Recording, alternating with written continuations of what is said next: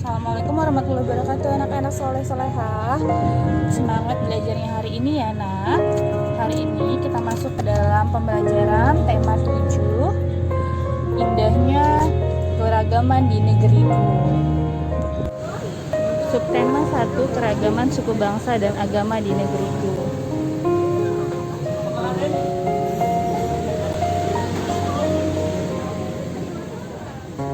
Pembelajaran 1, Bahasa Indonesia, menuliskan kata-kata sulit yang terdapat pada teks. Indonesia memiliki banyak keragaman, mulai dari keragaman suku, budaya, hingga keragaman agama. Keragaman tersebut memperkaya kebudayaan yang ada di Indonesia. Kita bisa menggali pengetahuan kita terhadap keragaman Indonesia. Banyak sumber yang dapat digunakan untuk menambah pengetahuan kita. Sekarang kita akan mempelajari keragaman suku yang ada di Indonesia. Kita bisa menambah pengetahuan dengan membaca teks pengetahuan. Ayo kita simak bersama cerita yang ada di teks ini. Suku bangsa di Indonesia. Bangsa Indonesia terkenal dengan semboyan Bhinneka Tunggal Ika.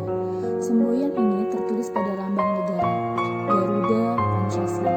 Semboyan Bhinneka Tunggal Ika bukan hanya sebuah slogan Bhinneka Tunggal Ika, memiliki arti meskipun berbeda-beda, tetapi tetap satu.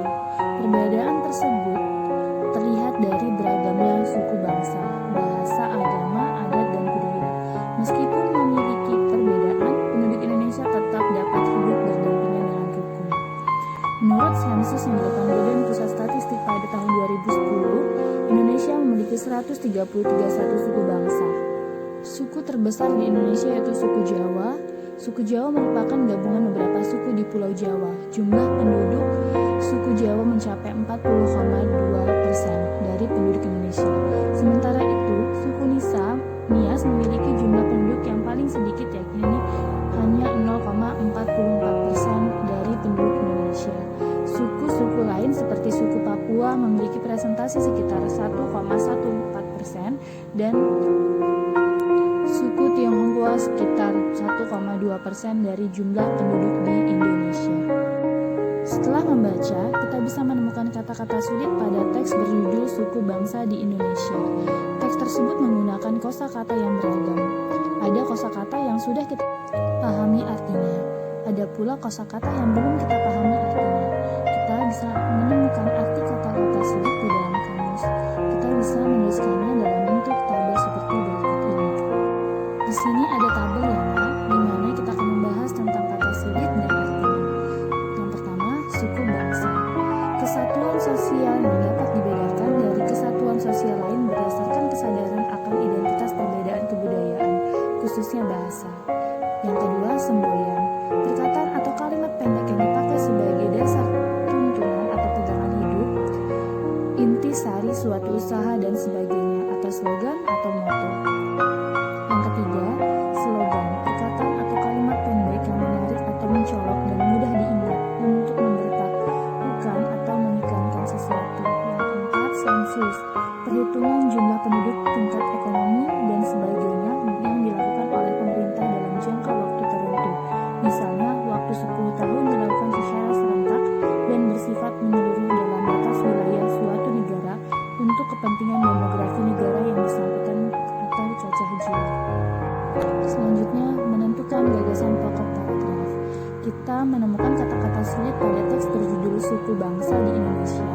Sekarang kita akan menentukan gagasan pokok paragraf pada teks tersebut. Kita sudah belajar menentukan gagasan pokok paragraf pada semester lalu. Mari kita ingat kembali cara menentukan gagasan pokok paragraf pada teks sebagai berikut. Cara menentukan gagasan pokok paragraf. Yang pertama, kita baca dengan cermat setiap kalimat dalam satu paragraf. Yang kedua, kita tentukan kalimat pokok paragraf. Kalimat pokok terdapat di awal, akhir, atau keduanya. Yang ketiga, kita tentukan gagasan pokok paragraf dengan menjawab pertanyaan apa yang sedang dibahas. Nah, kita sudah mengingat cara menentukan gagasan pokok paragraf ya nak. Selanjutnya, kita bisa menentukan gagasan pokok setiap paragraf pada teks berjudul Suku Bangsa di Indonesia. Teks tersebut berisi tentang keragaman suku bangsa di Indonesia. tersebut terdiri dari 2 paragraf. Kita bisa menentukan gagasan pokok setiap paragraf seperti contoh berikut. Gagasan pokok paragraf 1, bangsa Indonesia memiliki beragam perbedaan tetapi penduduk Indonesia tetap hidup rukun berdampingan. Yang kedua, gagasan pokok paragraf 2, berdasarkan hasil sensus BPS, Indonesia memiliki 1.331 suku bangsa. Yang Ibu lingkari itu merupakan gagasan pokok dari cerita suku bangsa di Indonesia ya nak, bisa dibaca dan dipahami yang mana sih gagasan pokok itu.